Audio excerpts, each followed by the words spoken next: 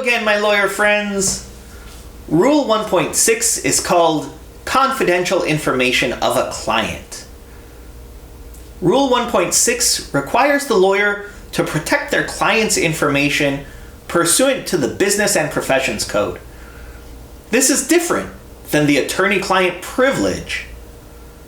It's not a very complicated rule, but there is some subtlety to it, so make sure you watch this whole video and post any questions in the comments. Rule 1.6a prohibits a lawyer from disclosing protected information unless the client gives informed consent to disclosure or the disclosure is permitted by Rule 1.6b.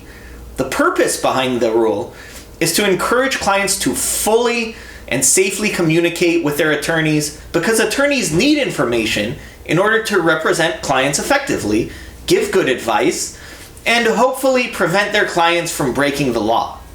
In fact, the comments to the rule point out that attorney-client confidentiality contributes to the trust that is the hallmark of the attorney-client relationship. Rule 1.6 references Business and Professions Code section 6068, which requires attorneys to maintain inviolate the confidence and at every peril to himself or herself to preserve the secrets of his or her client. And both sections 6068 and Rule 1.6 offer the same narrow exception to this rule.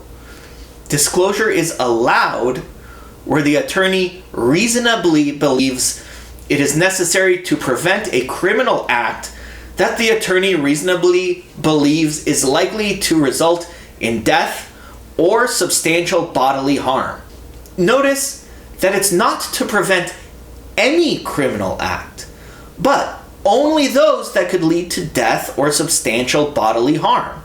And Rule 1.6 goes on to require that prior to a permitted disclosure of confidential information to prevent that criminal act, the attorney must make a good faith effort to persuade the client not to commit the criminal act or to try to persuade the client to pursue a course of conduct that will avoid the potential for death or bodily harm.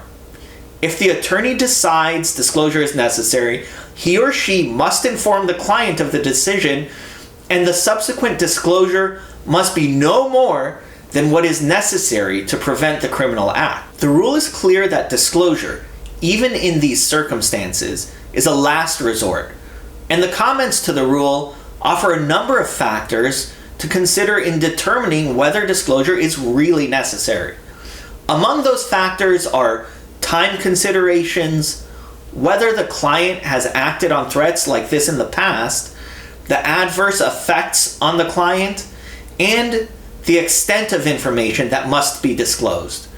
There is yet another list of factors to help the lawyer determine an appropriate time, if any, to inform the client of disclosure. This is not a decision to be taken lightly.